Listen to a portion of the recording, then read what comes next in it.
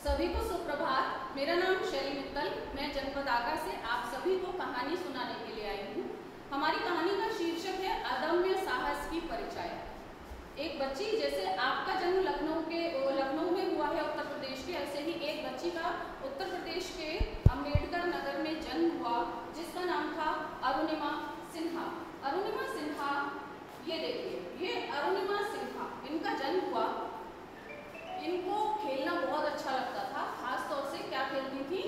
Volleyball खेलती थी, जिसमें बच्चे बॉल से खेलते हैं। वो बड़ी होती है, लेकिन ये इनका पसंदीदा गेम थी। इसके साथ साथ इन्हें पहाड़ों पर चढ़ना बहुत अच्छा लगता था, तो इन्होंने अपनी पढ़ाई के साथ साथ पहाड़ों पर चढ़ने की भी ट्रेनिंग ली। वो ट्रेनिंग लेने के बाद एक बार बड़ी हो गई थी, इनकी जो एज हो गई थी काफ़ी, 23 साल की एज हो गई थी। इसके बाद इन्होंने इनका पेपर निकला CISF का, ये पुलिस भर्ती की परीक्षा होती है जिसमें ये पेपर देने जा रही थी। उस पेपर को देने जाते समय ट्रेन में इनके ऊपर बदमाशों ने अटैक कर दिया। वो इनके हाथ से पर्स छीनने लगे, इनकी चेन छीनने लगे, लेकिन इन्होंने हार नहीं मानी, क्योंकि ये खिलाड़ी थी। ये उन बदमाशों से भिड़ गई और उसी लड़ाई में ये चलती ट्रेन से गिर गई। वो ट्रेन का दूसरा ट्रैक था और जब वो उस पर गिरी तो जख्मी हुई, लेकिन उन्हें दिखाई दिया कि उस ट्रैक पर तो ट्रेन आ रही है।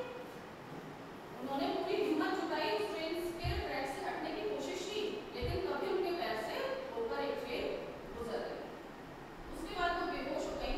अगले दिन सुबह लोगों ने देखा, उन्हें दिल्ली के एम्स हॉस्पिटल में पहुंचाया। उस समय इनकी स्थिति बहुत खराब थी। एम्स हॉस्पिटल में पहुंची, वहां पर छानबीन हुई। छानबीन होने पर पता लगा कि लगभग 40 से 50 ट्रेन इनके उल्टे पैर के ऊपर से जा चुकी है। बहुत हताश हो गई, लेकिन इन्होंने उम्मीद का दामन नहीं छोड़ा। 40 दिन जिंदगी और मौत के साथ लड़ने के बाद उनमें फिर से जिंदगी की तरफ वो लौट आई। उसके बाद जब वो हॉस्पिटल में पड़ी थी, बहुत सारे लोग कहते थे, अरे ये तो बेचारी है, अब ये कैसे करेगी, कैसे खेलेगी, अब इसका जीवन बेकार हो गया। लेकिन वो बहुत रोती थी, रोते रोते भी वो अपने आंसुओं को अपनी ताकत बनाकर रखती थी।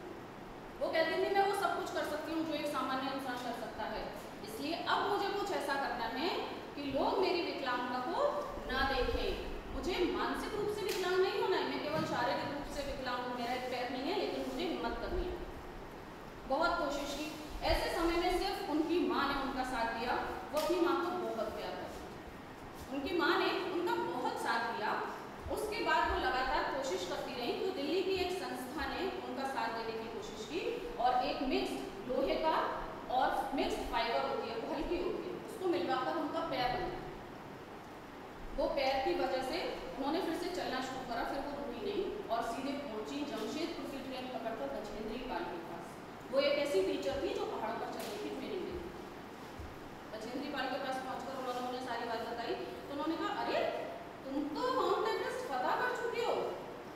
क्यों? क्योंकि तुम्हारी आंखों में वो जज्बा है कि तुम कर सकते हो। उसके बाद उन्होंने उनके सानिध्य में, उनके नेतृत्व में वो चढ़ाई शुरू की और मात्र अपने एक्सीडेंट के 2 साल बाद उन्होंने माउंट एवरेस्ट पर तिरंगा फहरा दिया। बहुत रोई उस दिन, बहुत रोई। होने के बाद उन्होंने कहा, आज मैं आखिरी बार रो रही हूँ, क्योंकि मैं अपने सारे दुख, अपने सारे कष्ट, अपनी सारी तकलीफें यहीं माउंट एवरेस्ट पर छोड़ कर जाऊँगी और यहाँ से अपनी ज़िंदगी की नई शुरुआत करूँगी। अपनी ज़िंदगी की शुरुआत करने के लिए उन्होंने वहीं पर रुकना मंजूर नहीं किया।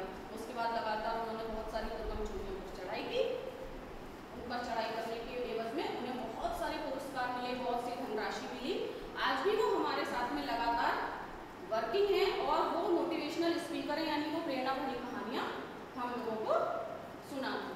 तो हमें उनके जीवन से एक सीख मिलती है कि किसी भी परिस्थिति में हमें अपने साहस का हाथ नहीं छोड़ना है और खेल के माध्यम से हम अपने शरीर को स्वस्थ भी रख सकते हैं और उससे हम एक हिम्मत पा सकते हैं, जिससे हम आगे लगातार बढ़ते रहें।